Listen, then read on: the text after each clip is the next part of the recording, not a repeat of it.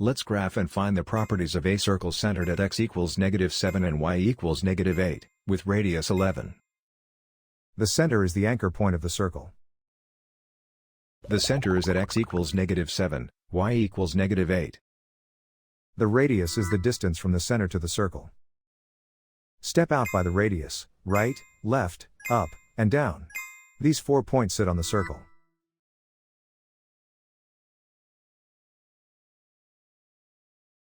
A circle equation uses center shifts on the left, radius squared on the right. Substitute the center values and the radius before simplifying the signs. Now simplify the center shifts. Subtracting a negative center coordinate becomes plus. The radius is 11, so 11 squared gives 121. Now we derive the related properties from the radius. The diameter is 2 radii across, 2 times 11 equals 22. The circumference is 2 pi r, 2 times pi times 11 equals 22 pi. The area is pi r squared, pi times 11 squared equals 121 pi. So this circle is described by its center and radius.